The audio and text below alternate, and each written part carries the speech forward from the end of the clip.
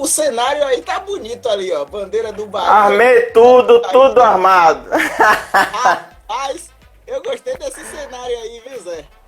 É, Boa noite, galera. Boa noite, Ivanilton aí. Pessoal que tá chegando na nossa live. O Kaique, o Fabinho, todo mundo, boa noite. Mais uma vez, grande boa noite ao nosso bicampeão brasileiro, craque de bola, nosso camisa 10, Zé Carlos, que eu tenho aqui a honra de estar recebendo aqui nessa live.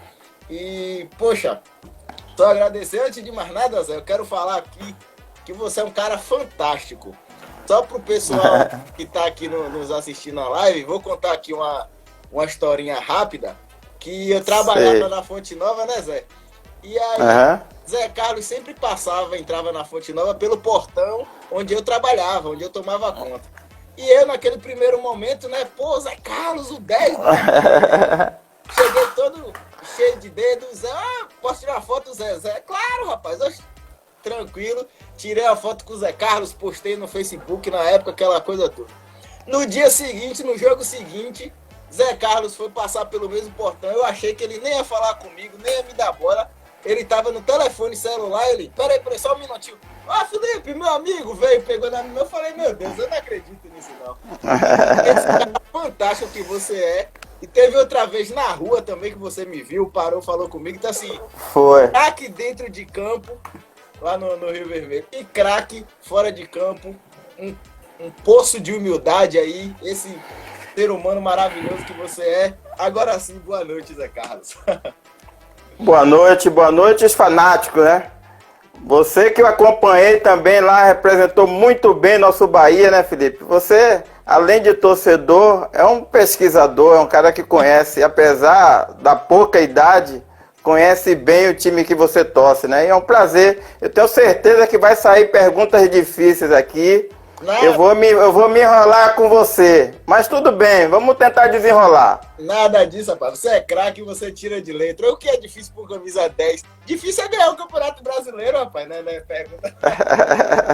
Vamos lá. José Carlos da Conceição, nascido em Salvador no dia 20 de março, não é isso, Zé? Quer falar a idade? Isso. 20 de março de 65. Pronto. 55 anos. Completei isso, agora. Dá pra jogar ainda aí.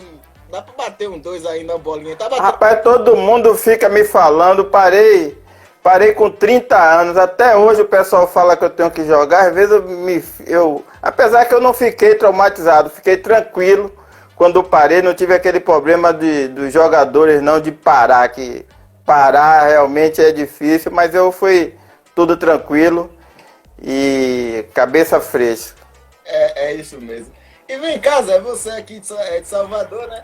Na infância, como é que foi sua infância antes do mundo do futebol na rua? Você já pensava em ser jogador de futebol? Quem era seu ídolo no futebol? E se você já torcia pro Bahia desde pequeno? São 3 perguntas que a gente faz. Se você já pensava em ser jogador, que time você torcia e quem era o seu ídolo? Não, torcedor do Bahia eu sempre fui. Acostumado a ir para Fonte Nova com meu pai, né? Sempre me levava para Fonte Nova. E eu aprendi... Primeiro que meu pai já era Bahia, minha família. Eu dei continuidade acompanhando meu pai, mas no início não gostava muito de futebol, não. Eu era tirado a compositor, tinha um violão de brinquedo, isso novinho. Então ficava com o pessoal da banda que tinha lá perto de casa e era metido a compor, mas um violão pequeno, né? Era muito novinho. E aí, rapaz, eu fui uma vez morar com meu tio lá na floresta, no API, e acabou que depois a gente teve que mudar, uma chuva que deu, a gente teve que mudar para Perovaz. E chegando lá, o irmão da esposa do meu tio acabou sentando no meu violão, quebrou meu violão. Aí já eliminou a questão da música. Aí voltei para casa e começou esse negócio de bola, mas não foi fácil não, porque eu sempre criei meus irmãos. Eu sou o filho mais velho e minha mãe, com muita dificuldade, saía para trabalhar e acabava eu tendo que fazer mingau, fazer comida, lavar os pratos, limpar a casa. E aí com esse negócio... Cedo, né? Aí, rapaz, eu acabei largando esse negócio dos deveres de casa. Aí foi barril, viu? Porque quando minha mãe chegava que encontrava o prato do café, do almoço e da janta, assim, era a misturada que a gente fazia, né? Porque também passamos muita fome, né? E às vezes não tinha nem o que comer.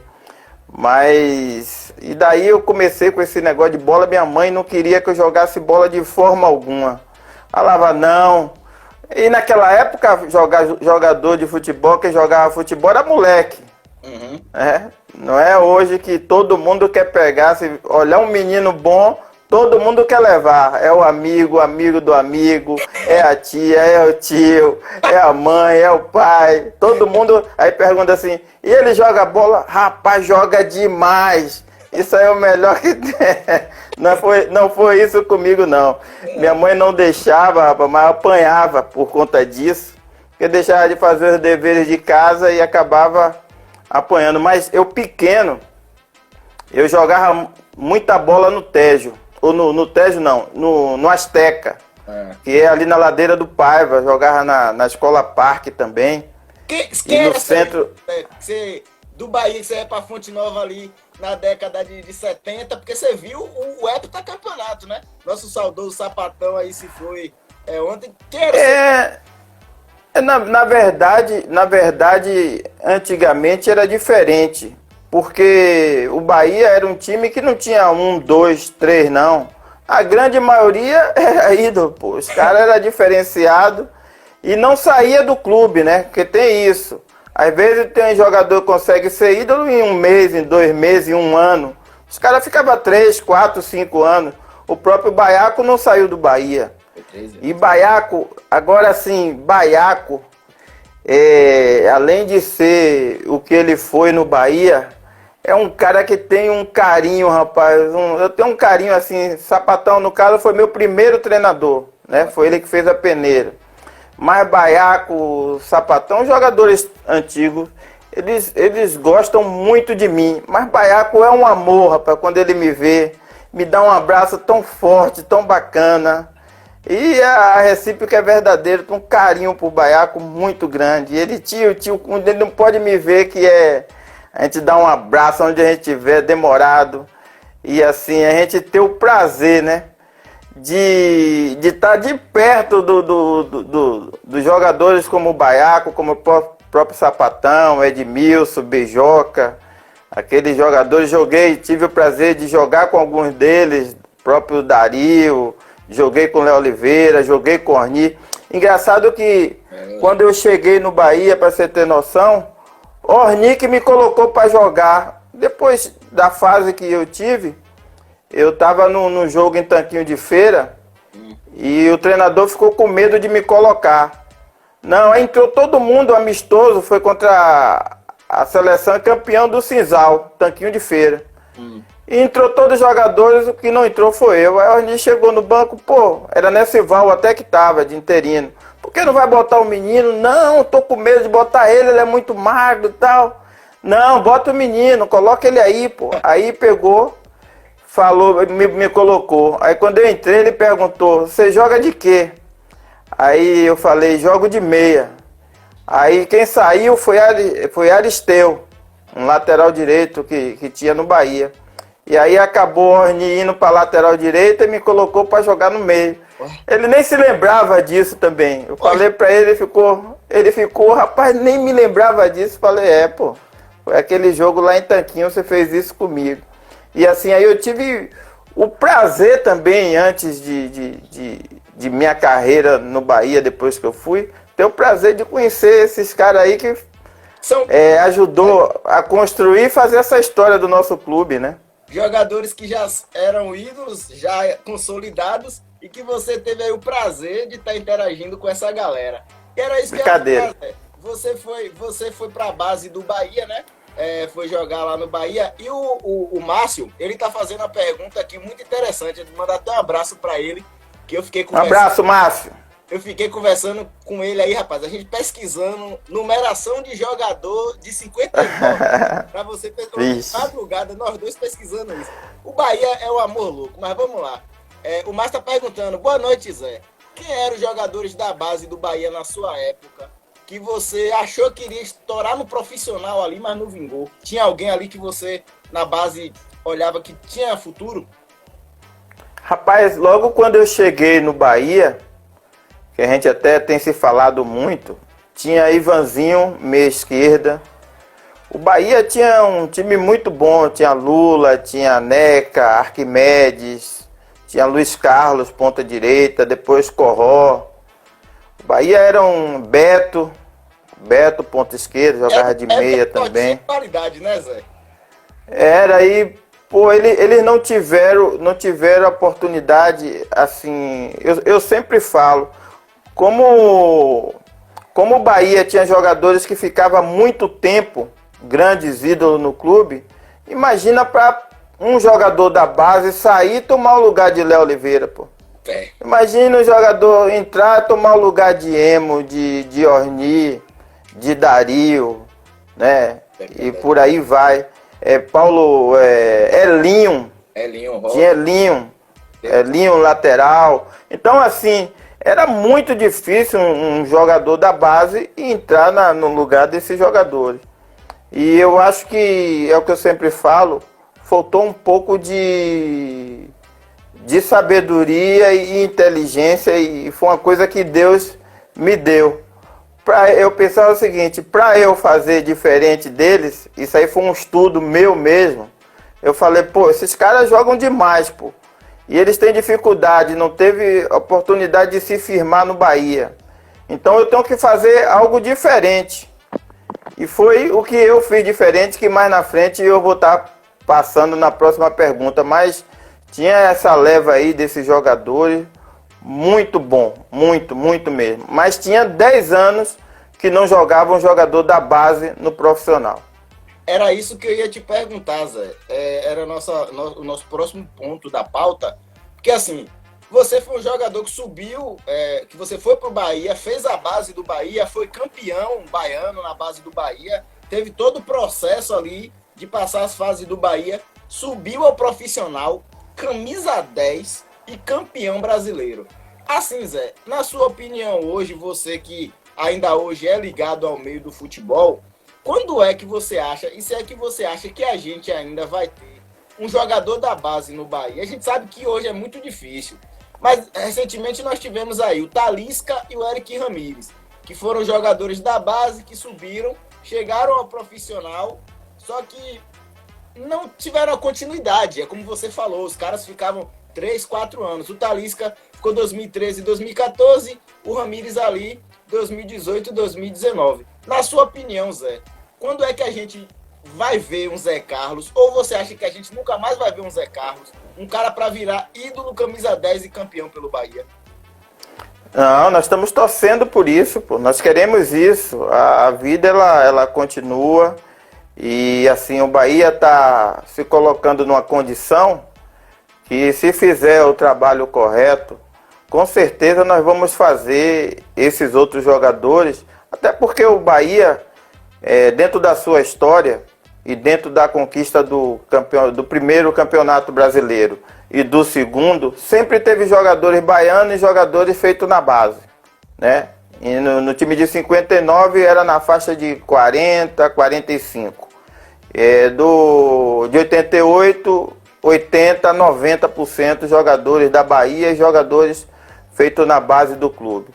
O Bahia deu um passo gigante, porque a maior dificuldade para os jogadores que vêm jogar e os jogadores que são feitos na base é entender o que é vestir a camisa do Bahia. Primeira coisa que tem que aprender os jogadores que jogam no Bahia é saber da história do Bahia, que você sabe bem, que eu sei bem, que eu cresci vendo a história sendo construída num jogo que eu fui de 5-0, o Bahia tomou 5-0 do Santa Cruz e eu estava na Fonte Nova no jogo de volta. E eu me lembro que o estádio não estava muito cheio, o estádio estava vazio, acabou dando 28 mil torcedores no segundo tempo, onde cada gol que o Bahia ia fazendo, o torcedor ia chegando. E eu me lembro que quando acabou o primeiro tempo, começou a chover, aí o que é que a torcida foi? A torcida pequena que estava lá se reuniu e foi pro gol da Ladeira. O gol que o Bahia ia atacar. Para ficar atrás do goleiro e ficar ali agitando o lado que o Bahia estava atacando. E aquilo ali se encheu, né? E essa foi uma demonstração e uma carta de apresentação para eu entender o que era jogar no Bahia. O que era jogar no Bahia. Então, quando o Bahia constrói um CT como esse, a maioria dos clubes, eles têm dificuldade hoje, porque acabou um pouco aquela coisa do jogador, vamos dizer. Eu aprendi a jogar no meio de homem, pô. O Bahia tinha medo de me colocar, mas o cara que, os meninos, os rapazes que eu jogava aqui, era um adulto, e eu tinha que me livrar da pancada. Eles eram mais experientes, então eu amadureci, mesmo não estando no Bahia, eu amadureci muito rápido. Então foi um ganho para mim quando eu cheguei no Bahia. Hoje você tem... Os irmãos já era uma experiência, né, Zé? Já era uma responsabilidade. Então hoje você tem dificuldade. Por quê? Porque você não tem campo, você não tem várzea a mais. Hoje os pais têm medo do filho sair para jogar bola. Vamos dizer, eu tenho um menino hoje de 27 anos. Eu não deixei Matheus sair para jogar bola na rua, pô, porque eu tenho medo. Antigamente eu ia jogar bola no Pela Porco, a antiga rodoviária aqui na Sete Portas, onde tem hoje tem uma parte médica ali. Era um campo que o campo era preto, por isso que o nome é Pela Porco. Era aquela lama preta. A gente começava a fazer os gols e ia escurecendo, a gente só podia sair depois que os caras empatassem e virassem o jogo, pô. Não saía antes, então chegava ali onde tem a Motopemba. Ali tinha um campo. O campo e tinha uma parte de mato. Você dava o corte no cara, o cara caía lá dentro do rio, pô. O cara deslizando, caía lá dentro. E aí eu escorregava também. Aí tinha outra ali na Neves lá, em frente a Sete Portas ali, a rodoviária ali, a antiga rodoviária. O Baba, ele só parava quando pegava de mão, meu irmão. Então o couro comia. Então não tinha negócio de falta, não. Eu aprendi a jogar desse jeito, então não tinha medo.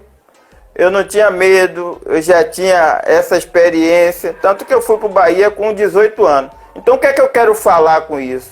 Hoje com o centro de treinamento, o Bahia vai ter um ganho sobre isso. Porque vai ter a oportunidade de aperfeiçoar, de treinar mais os garotos. Vai ter o campo. Porque a grande maioria dos times, ele não tem campo de treinamento.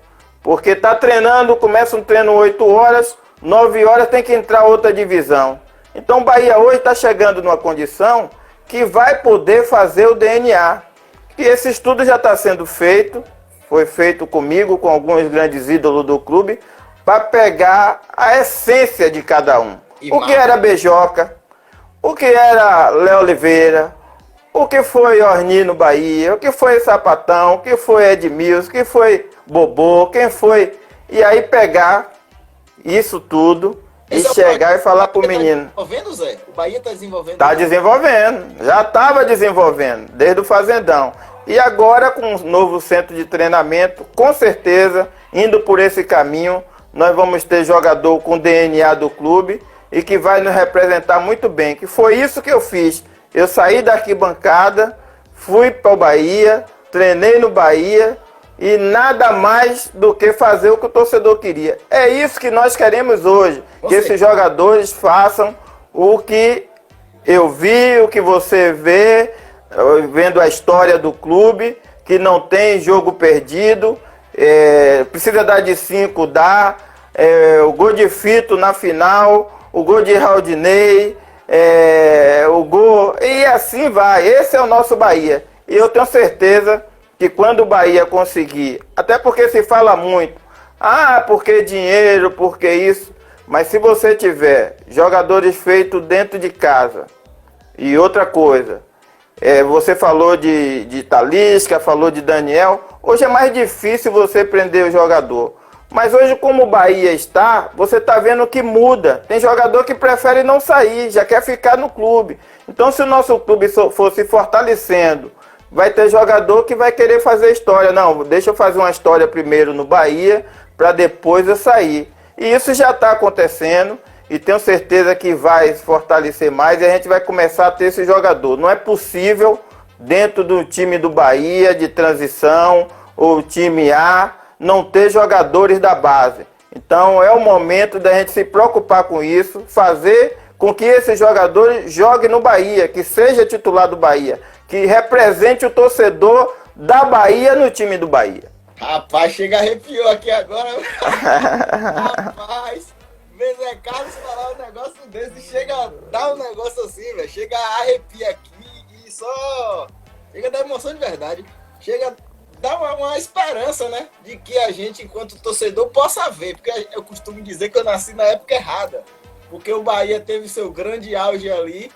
O Bahia sempre foi vencedor, mas teve... Mas você vai ver sim, você vai ver de novo, pô. 180. Nós vamos ver de novo. Mas eu posso falar que eu já te vi jogar, porque naquele jogo Bahia e Inter, que foi, né, uma comemoração, retrô, que você fez o gol de pênalti, eu tava lá, tirei foto desse gol, então eu posso dizer que eu vi Zé Carlos jogar assim. É isso mesmo. E você sabe que esse gol que você tem gravado, que você estava lá, é o primeiro gol de um ex-jogador no estádio da Fonte Nova. Quando a Fonte Nova estava sendo demolida, eles me perguntaram o que é que eu achava disso. Eles me levaram ali do lado do dique e a gente ficou dali olhando. E foi uma das coisas que eu falei. O importante é que não vai parar. A Fonte Nova não está sendo construída na paralela, não está sendo construída em outro lugar. Ela está no mesmo lugar. E eu vou ter o prazer de voltar a jogar aqui e continuar minha história aqui dentro. E voltei desse jeito. Eu profetizei. É isso mesmo. Eu tava trabalhando lá, não podia filmar, eu falei, não, esse eu vou filmar porque não tem como não.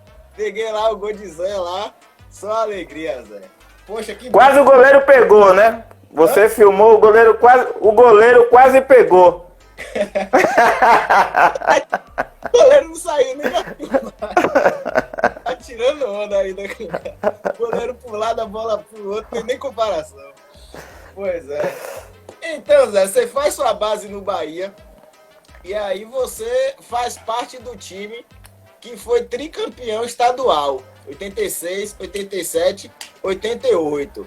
Só que assim, Zé, a galera fala que aquele Bahia de 86 era melhor do que o time de 88 e que merecia também ser campeão brasileiro. Por quê? O Bahia de 86 ficou em quinto lugar no Campeonato Brasileiro. Teve um começo de campeonato maravilhoso. Foram 7 triunfos e 3 empates. E o time chegou a um total de ficar 11 jogos invictos. 11 jogos invictos.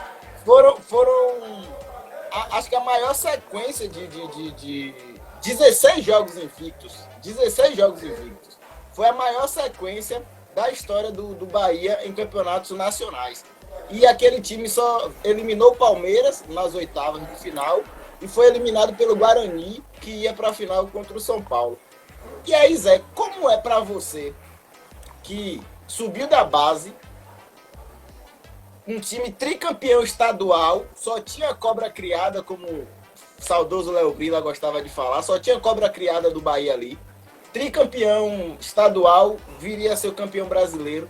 O que é que você fez, como você estava falando, para poder entrar nesse time aí e fazer um diferencial para entrar no meio desses caras? Rapaz, em 85 eu fui mandado embora, 84 para 85 eu fui mandado embora do Bahia. Tava lá no Fazendão, no Morro, falei, pô, vou lá que eu vou esperar uma chance de eu treinar. E tinha Jorge Lago, né, que me condicionou, na verdade, para jogar futebol, me tratou, me condicionou, me preparou. E eu tava lá em cima, o treinador era Paulinho de Almeida. Mas ele precisou de um lateral direito. E aí os jogadores que estavam lá não queriam treinar. Bahia tinha trazido, acho, jogadores da seleção de Serrinha. E eles não quiseram treinar. Acabou o Jorge Lago me chamando, eu desci para treinar. Quando eu acabei o treino, aí Paulinho de Almeida me chamou e falou que eu era o novo Perivaldo dele. E ele tinha treinado o Perivaldo. Não é meu novo Perivaldo. Lateral direito, então. Treinei de lateral direito. E aí ele pegou. E aí eu falei, não, eu tô dispensado. O Jorge Lago falou pra ele, não, mandaram ele embora. E eu tava na chácara, rapaz. Aí é que eu falo pra vocês, são os detalhes importantes. Os meninos estavam tudo lá, tinha piscina, tinha campo, tinha um monte de coisa brincando. E eu fui com o intuito pro fazendão de treinar. Pô, surge uma oportunidade lá, eu treino. E acabou surgindo, eu tava lá na hora. E aí quando eu falei pra ele, ele pegou e falou, ó, a partir de hoje, então, você faz parte do profissional. E aí fiz contrato, ele já me colocou para treinar, me colocou no campeonato. Aí a base falou que precisava de mim. Ele falou, não, agora ele só desce para jogar, ele não vai nem treinar lá. E quando eu não estava sendo usado no profissional, eu descia. Acabou que o Bahia foi campeão em 85. Charles foi o artilheiro do time, eu fui o vice-artilheiro. De junho. De junho. Campeão, fomos para a Taça São Paulo, foi uma das melhores taças que o Bahia fez. Saímos contra o Corinthians. E quando eu voltei, aí já tinha Vasco da Gama, tinha Portuguesa e tinha Bangu que me queria. Olha. O Vasco queria trocar Celso, que foi ídolo do Bahia também, por mim. E o Bahia não quis o Celso. O Celso acabou indo para Portugal, foi até o melhor jogador de Portugal. E nisso, quando eu voltei da taça, não era mais Paulinho de Almeida, já era o Titio Fantoni. E aí eu falei pro titio, ó, eu não sou lateral não. Ele, não, meu filho, eu vou te colocar onde você se sair melhor. Pode deixar que eu vou te olhar com carinho. Tá bom. Ficou, e eu fiquei treinando. E toda vez que, aí é que eu falo pra você os detalhes, toda vez que o tio ia escalar o time titular, ele separava para conversar a forma que ia jogar. Eu nunca ficava disperso. Eu sempre estava do lado dele, do lado ali do time titular, ouvindo o que ele estava pedindo. Aí ele pedia, joga assim, joga desse jeito. E eu ia fazer no time reserva o que ele pediu. Você ficava ali só pegando as... Pegando o que ele queria. Olha. Aí todo treino eu ia fazer o que ele pedia. Aí ele, pô, o menino Zé, acaba o treino, ele faz o que eu peço, você não faz. Aí pegou e me chamou. Eu vou botar você, se você faz isso lá, eu faço. Pegou, me colocou, eu fiz. Aí foi uma pressão muito grande. Como tinha 10 anos que não jogava um jogador da base no profissional, muita gente não aceitava, até a própria imprensa. Se hoje tem dificuldade para isso com jogadores novos, comigo foi pior, porque tinha 10 anos. E era uma pressão imensa. Eu me lembro que eles perguntavam quem era esse Zé Carlos, que ia entrar no Bahia e tal. E o tio segurando. Agora, é como você falou, a gente tinha um time que era Rogério Zanato, Estevão Pereira, Edinho, Paulo Martins, Leandro, Bobô, Zé Carlos, Cláudio Adão e Nenê. Aí tinha Sandro, tinha Marinho Apolônio, tinha Emo, tinha Humberto. Adão que então bateu era gol do Campeonato Baiano em 86, foi artilheiro do Brasil, né? Só isso. Então, jogava do lado desses jogadores. Então, a dificuldade que eu tinha, eles seguravam, pô. Eu entrava, ele falava, ó, toca perto, não corre. Inclusive, tem uma história, porque Cláudio Adão não deixava eu fazer um gol, velho. Como assim? Apesar que meu primeiro gol no Bahia, ele bateu o pênalti, a bola voltou, eu fiz o gol. Mas toda vez ele falava, vai Zé, vai. Eu ia no primeiro pau, a bola vinha no segundo. Aí ele falava, fica. Ele ficava, ele ia fazer o gol do primeiro. Falava, pô, Adão. E poucos gols que eu fiz com ele tava sempre escorando em mim, já chegando pra fazer. Eu, pô, Adão, deixa eu fazer, velho. Deixa eu fazer um golzinho aqui também, pô. Mas assim, ficava, pô, treinando pênalti. com Cláudio Adão, com o próprio Ronaldo Marques, em 85. Ronaldo Marques era atacante do Bahia, então ficava sempre do lado ali, prestando atenção, acabava eles me chamando, não, venha treinar também.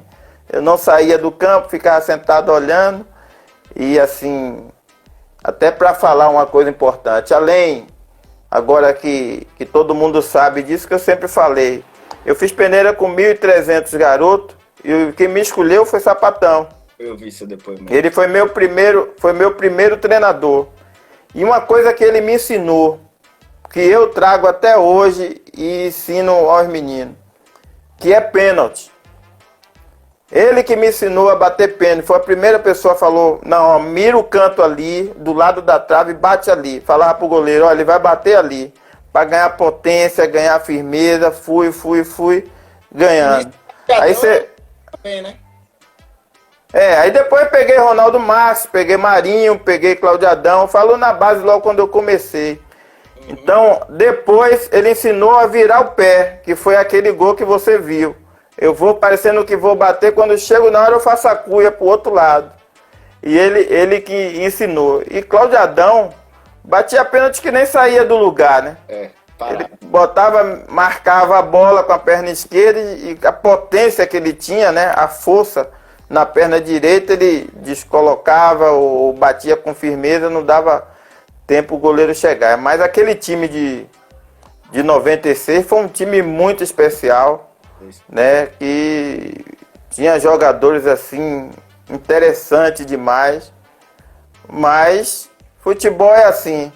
Então, às vezes... o diferencial foi ser, como sempre, esse cara humilde, está ali observando e aprendendo com os mais experientes, sendo obediente, né? Como você tem passado aí para os mais novos. E fica essa dica, né? A humildade, né? De você se colocar ali na condição de aprendiz, te elevou a tempo todo menos de ser o camisa 10 campeão brasileiro pelo Bahia. Só isso. Aí para eu jogar nesse time aí, como eu falei, pô, como é que eu ia entrar com esses jogadores que tinha antes de mim? Eu falei, pô, eu vou mudar meu estilo de jogar. Eu era conhecido como Juari e Zé Hugo, que foi um atacante que teve no Bahia. Era atacante, não corria pra ninguém, só queria a bola. Eu falei, rapaz, eu tenho que começar a correr. Aí no treino físico, eu dava a volta em cima de todo mundo, 10, 15 voltas. Comecei a correr. Aí colei com o Salles, que é que corria mais, com o Miguel, que era um lateral esquerdo. E aí a gente mandava ver, 10, 15 voltas, e treinando, fui me condicionando, mudei a forma de eu jogar. Falei, pô, pra eu entrar nesse time aí, pra eu me manter, eu vou ter que correr pra Zanata. Aí comecei a correr pra Zanata. Aí corria pra Bobô, corria pra Cláudio Adão, corria pra todo mundo. Então toda vez que tinha pressão, que eu era o único jogador da base do Bahia jogando nesse time, os caras me seguravam, não mexe no menino não, deixa ele aí, pô, se tirar ele aí eu vou ter que correr, então deixa ele aí. Então eu comecei assim, correndo pro pessoal, né? A torcida achava que eu só fazia isso. Não, um jogador que não aparecia, só cobrindo, marcando, ajudando. E aí fui seguindo até chegar a minha libertação, que nós vamos estar falando lá na frente, que isso aconteceu. Mas, pô, eu tive... É o último tricampeonato baiano do Bahia, né? 86, 87 e 88. E eu tive o prazer de participar de um... Depois de tanto tempo, ainda continuamos aí com a questão do tri e a questão do brasileiro. Mas espero que acabe logo isso. Também. Porque eu quero ver meu Bahia ganhar mais, pô. Eu não quero ficar só nisso aí, não. Eu já estou na história. Nós já estamos na história. Os jogadores do tri, os jogadores do brasileiro. Mas precisa-se dar continuidade à história. E agora outros vão ter que estar construindo. E a gente caminha aí para o tricampeonato estadual, se tudo der certo. Não sei se volta ainda nesse ano, se volta em 2021. Mas se o Bahia ganhar, volta a ser tricampeão, né, Zé? E aí a gente vai falar agora. A gente espera isso. Vamos esperar. E a gente percebe, Zé, esse diferencial naquele time de 88, essa união de vocês, que, como é que a gente pode dizer, ela ficou muito forte, essa amizade de vocês, a gente vê aí até os dias de hoje, vocês têm essa união, vocês Contatos. Vocês Estamos sempre juntos. fundaram uma associação e tal.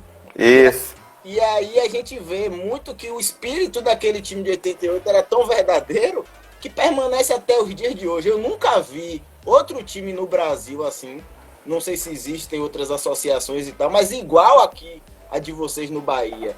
Então, esse time de 88, a gente vai começar a falar agora do nosso bicampeonato, né? Que é o auge aí.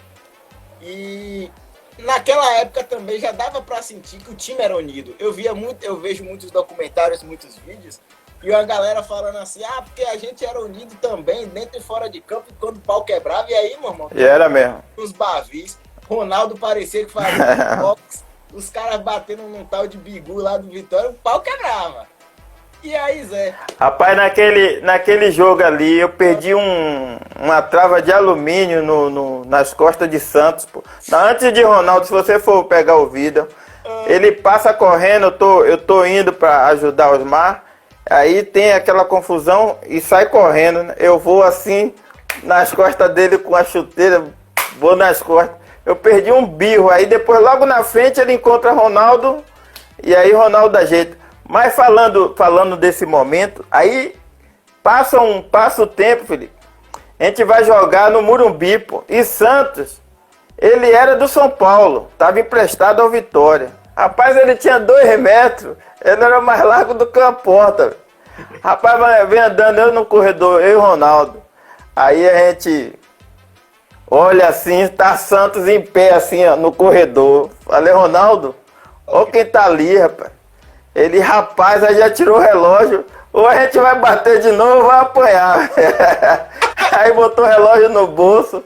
Mas só, rapaz, Santos era um amor de pessoa, rapaz. Quando chegou perto, ele, e aí, Zé, e aí, Ronaldo, tal, não sei o quê.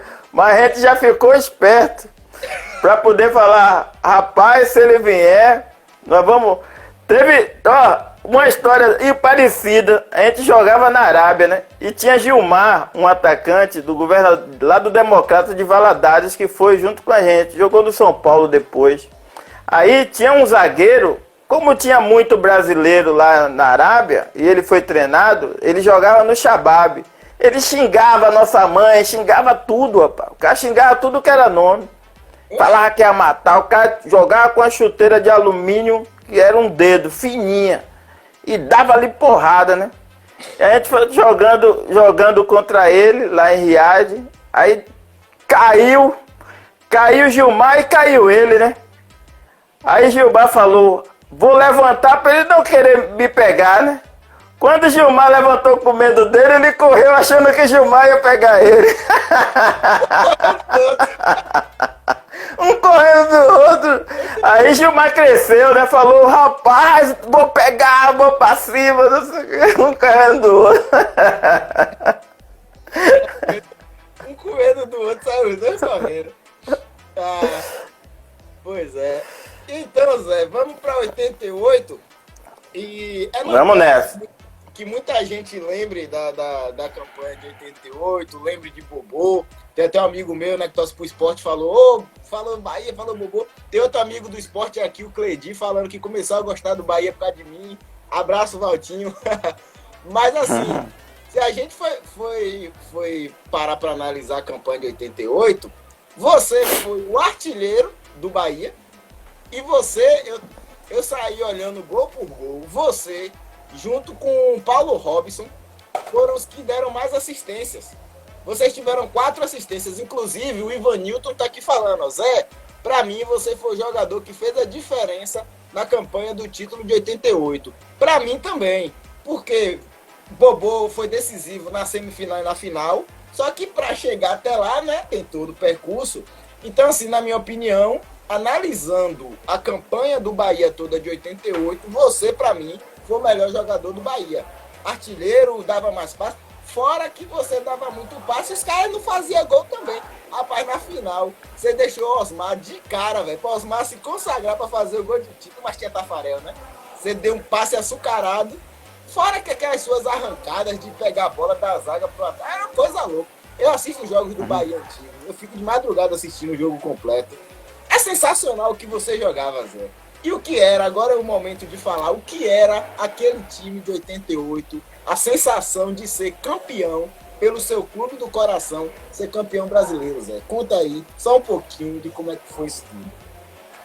Rapaz, primeiro é o que começamos falando, né? O time ele foi formado em 86. Se você for ver, era uma base, né? Desse time titular saiu Zanata, mas ficou Sandro, ficou Bobô, aí chegou Claudir, que fazia parte do grupo, e se manteve uma base. Saiu Leandro, entrou eu, Bobô continuou, saiu Cláudio Adão, começou com Renato, depois entrou Charles, né? E a gente assim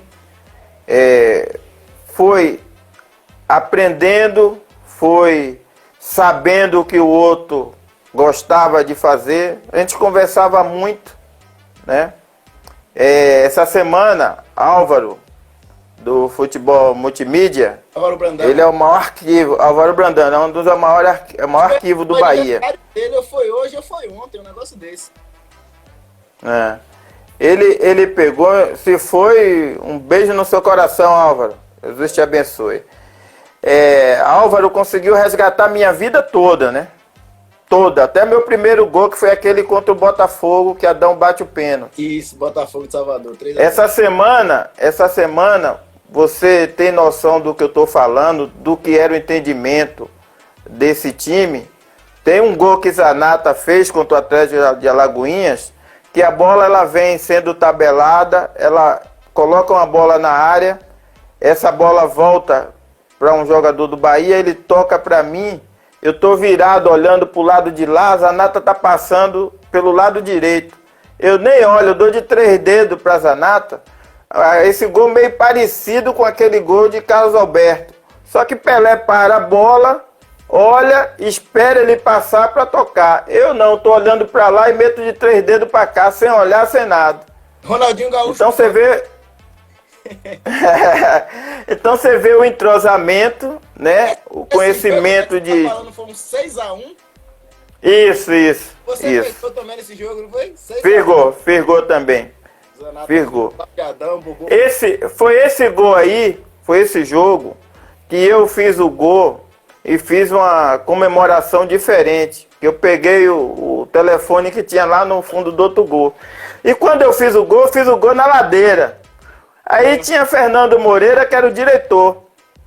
E eu atravessei o campo todo, pô. Fiz o gol de um lado e fui atravessando, passei pelo banco. O orelhão era ali na descida do túnel, um antigo túnel, perto da torcida. Oxi, no dique aqui. Lá no lado do placar, do outro lado. E ele gritando lá do banco, segura ele que ele vai embora, não deixa ele embora. Sério? Achando que eu ia pro vestiário, eu já tinha visto o telefone ali atrás, peguei, era o dia dos pais. E eu levantei o telefone e falei pra torcida que era o meu pai. Tava ligando pro meu pai. Inclusive, fiz até propaganda. Falando dessas suas dancinhas, o João Paulo falou, né? Eu ia comentar futuramente, que ele botou, me lembro de assistir os programas esportivos e achar engraçado essas comemorações. Você fazia as dancinhas e tal. Então, tipo assim, você é craque, mas você já começava no futebol a fazer comemorações diferentes. Eu já vi você falando no programa, tava falando aí do cara que faz gol e dança, mas que você... Viola tava falando que foi ele. Foi. E a gente tem como provar que não foi ele. Você fazia as dancinhas, você fazia o telefone e tal. Então, já tinha uma marca. Felipe, teve um gol que tava na época daquela música Abra a Rodinha de Sarajane, né? Aí eu combinei com o Rogério era o goleiro. Eu falei, Rogério, se eu fizer o gol, Eu venho dançar com você. Aí eu fiz o gol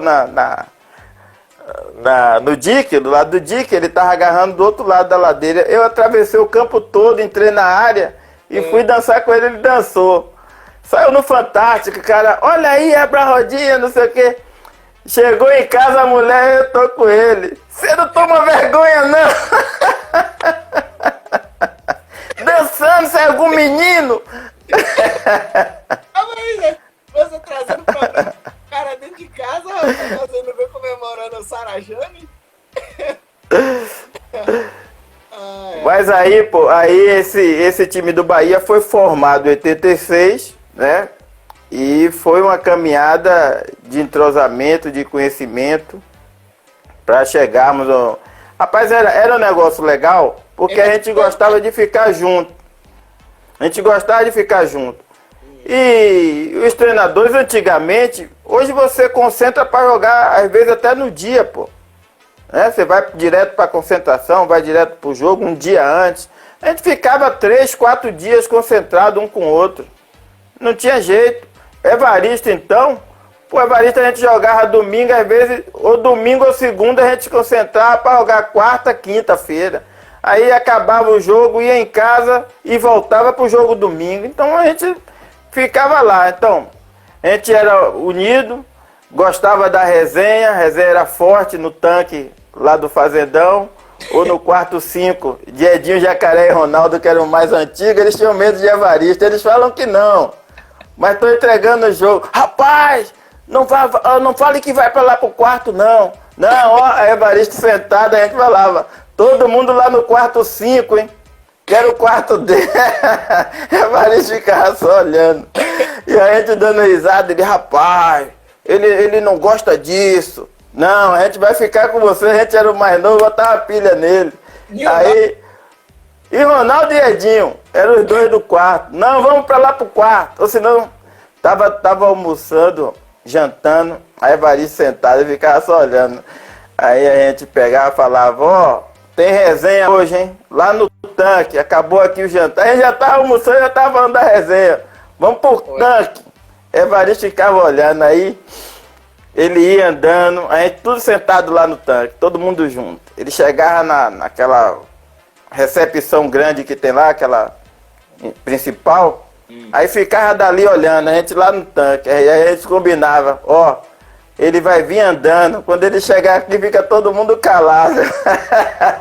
Rapaz, ele ficava, daqui a pouco vinha devagarzinho, ia se chegando, aí encostava. Quando ele encostava, ninguém falava nada, ele ficava pilhado, velho. Pilhado, tudo dando risada, velho. Aí os caras perguntavam com o Evaristo, mas eu tenho fome. Ia fazer o quê, meu irmão? A gente concentrava segunda pra jogar quarta, quinta-feira, a gente vai ficar fazendo o quê, velho? Tem que fazer alguma coisa, pô. Os caras perturbavam seu Evaristo, rapaz. Por isso que ele trata vocês também, Zé, dá pra perceber, com um carinho enorme, né? Eu tive lá no... rapaz, porque a gente é assim, rapaz. O difícil é a gente conseguir entender o outro, rapaz. Nós temos falhas, nós temos erros. Pra você conviver com 30 cabeças, se você não tiver jogo de cintura, porque não... Cada um tem seu entendimento, sua forma de ver. Mas a gente conseguia ajustar isso. Evaristo, com todo aquele jeito dele, Foi minha câmera. Evaristo, com todo aquele jeito dele, a gente sabia levar ele também, pô. E ele demonstrava ser aquele cara duro, brincava com a gente, ele jogava bola. Inclusive, em um dia... Uma foto dele jogando, disputando... jogava pra caramba. Felipe, ele foi entrar no jogo. Salles deu uma porrada, arrebentou o joelho dele. O seu, Paulo Salles. Deu um carrinho nele. Eu falei, você é maluco, velho. Ele dava risada demais. Ele ficava irritando. Ele falava, pode dar em mim que eu faço gol. E fazia, velho. A bola caía nele, ele metia, fazia gol, velho. Ele, fora de série, fazia. O homem que eliminou o Real Madrid pela primeira vez na história da Champions, só isso, né? Fazia gol, a bola caía nele, ele dava carrinho, ele entrava com carrinho, entrava de tudo que era jeito, velho. Ele era fora de série, como foi quando jogador. E assim, muito importante, né, pela experiência dele. O pessoal hoje, até estava ouvindo hoje alguns jogadores, ex-jogadores, tem um grupo de geração de ouro, né? São vários jogadores juntos. E eu tô lá. E eu, como tenho muito grupo, hoje que eu vim perceber, na verdade, que era grupo de ex-jogadores. E tá essa discussão, por que não se faz jogadores como antigamente, e por que não consegue a mudança de treinamento, da forma que a gente treinava, da forma que está sendo os treinamentos hoje. Antes a gente fazia muito coletivo, hoje não faz muito coletivo, é campo reduzido, é não sei o quê.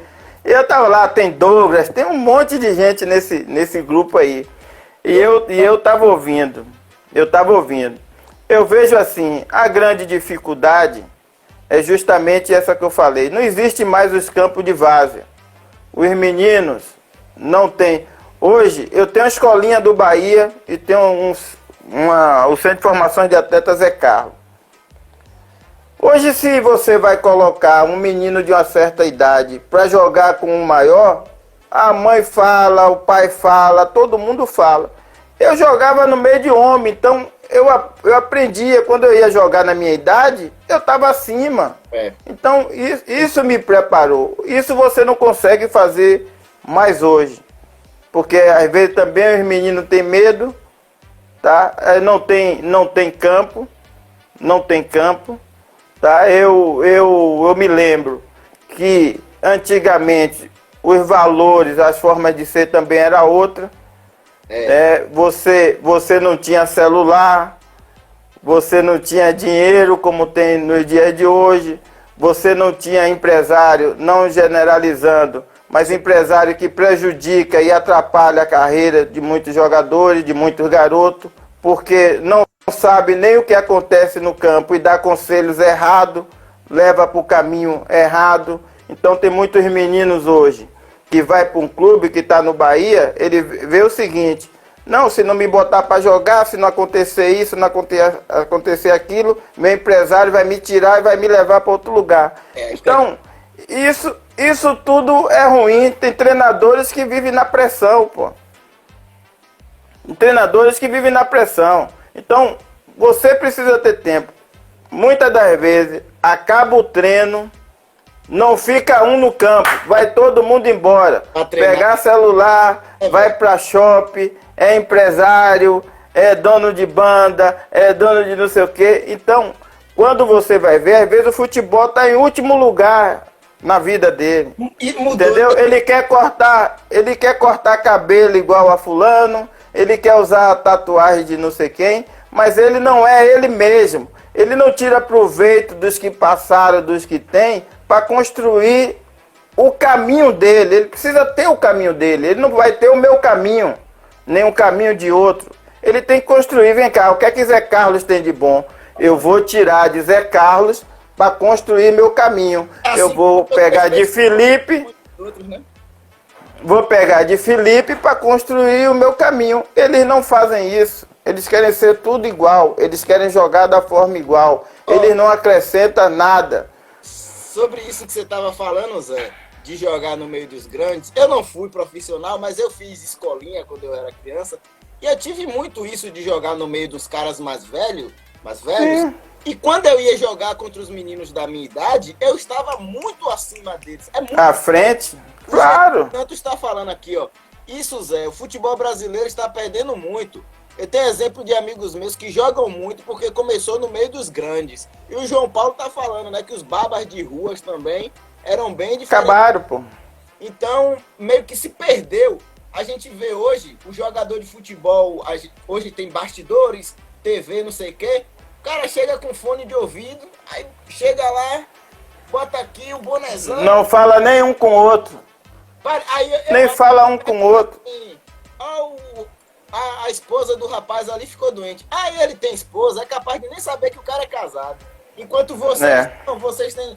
E a gente pode parecer que isso não influencia, mas isso influencia muito, pô. Você correr pelo cara ali, como você falou, tá o companheirismo ali dentro de campo, levado a campo. E realmente, Zé, a gente percebe que tá faltando essa essência, né? Esse DNA, como você Porque, porque o que é que acontece?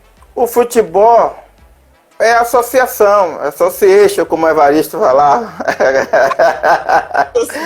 Então, é conjunto, você não joga sozinho, você não é lutador de boxe, você não é lutador de MMA, que você tem que resolver. Então, antigamente, você ficava no quarto, na maioria das vezes, com seu companheiro do campo. Então, vai ficar os 3 atacantes, vai ficar os jogadores do meia, da meia. Então, a gente ia trocando informações. Vamos dizer, eu pegava o Osmar, pegava Marquinhos, apesar de tudo que Evaristo treinava, que ele fazia, mas eu, Zé Carlos, chegava para ele, ó, quando você chegar na linha de fundo com o Sandro, não corte. Meta a bola na área e cobra de mim.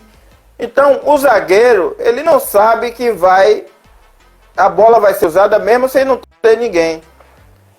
Mas eu sabia, então dava o pique em velocidade, você acompanha, você vê o gol que eu fazia. Eu entrava de surpresa, por quê? Porque eu sabia que meu companheiro ia meter a bola na área. O zagueiro não. Aquele gol que você faz contra o Santos, que você chega assim...